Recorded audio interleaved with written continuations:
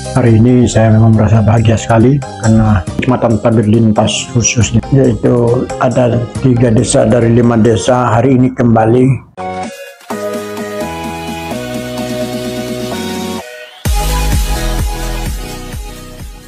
mendapatkan predikat sebagai desa mandiri.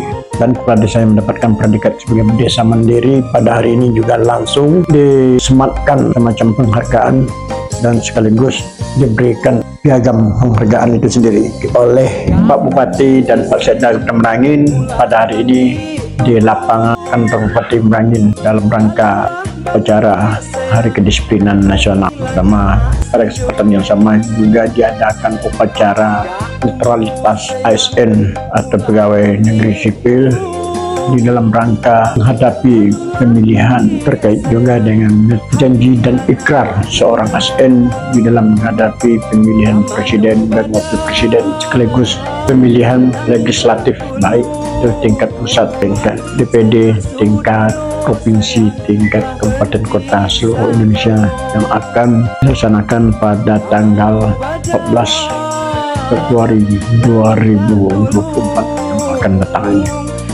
Maka dari itu, saya selaku Camat Tabir Lintas merasa puas, merasa bahagia pada hari ini. Bersamaan dengan acara tersebut juga ada penyerahan sekaligus pemberian piagam penghargaan dan predikat sebagai desa mandiri yang ada di dalam Kota Merangin ini, yang terdiri dari 10 kecamatan dan 19 desa yang ada di dalam wilayah Kota Merangin Provinsi Jambi ini.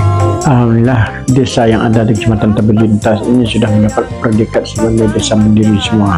Artinya desa yang sudah anggap mampu untuk berdiri di atas kaki tangan sendiri. Dan predikat ini sekaligus menunjukkan kami selaku camat di dalam wilayah Kecamatan Tabir Lintas ini tentu rasa ada kepuasan batin karena merasa sukses untuk melakukan pengawasan sekaligus pembinaan terhadap desa-desa yang saya bina sebanyak 5 desa itu. Walaupun yang sebelumnya sudah ada 2 desa sudah menjadi desa mandiri pada tahun 2022.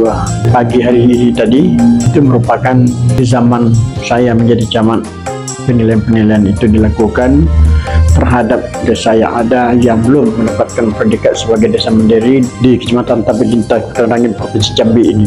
Jadi tidak mudah ya untuk menyandang predikat sebagai desa mandiri, karena mandiri dalam arti kata baik itu di sisi ekonomi, di sisi pemerintahan, di sisi sosial budaya ataupun di sisi orangnya ya, masyarakatnya atau warganya juga harus mandiri, karena di dalam ini pengertian mandiri luas sekali ya. Kita misalnya di dalam pembiayaan pembangunan yang ada di desa itu tidak berharap dan bergantung semata dari dana ADD. Memang masih ada dana ADD, tapi kita harus bisa meningkatkan dan memperdayakan sumber daya yang ada di sekitar kita, daya yang ada di dalam wilayah Kecamatan Tabir Lintas di masing-masing desa tersebut. Dapat saya katakan misalnya seperti desa Sidoarjo, mereka mempunyai pasar yang sangat representatif ya. Pasar ini juga sudah menghasilkan ya, artinya ada income dan pendapatan dari hasil orang berjualan di pasar.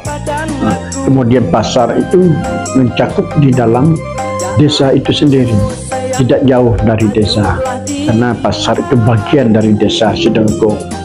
Begitu juga dengan desa desa Sidoarjo misalnya, mereka itu bundesnya sudah berjalan ya, sudah 20 jutaan itu sudah menjadi pendapatan per bulanan.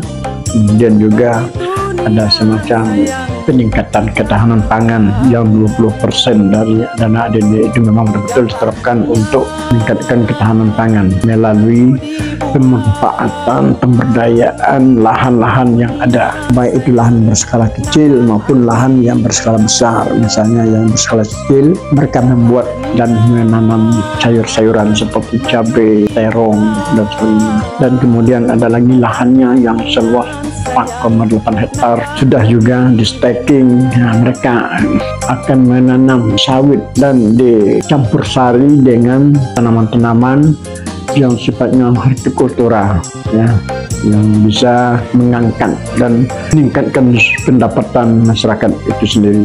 Begitu juga dengan Desa Kota Baru ya, dengan luas sawah misalnya mencapai 80 hektar itu memberdayakan kelompok tani yang ada di sekitar sana.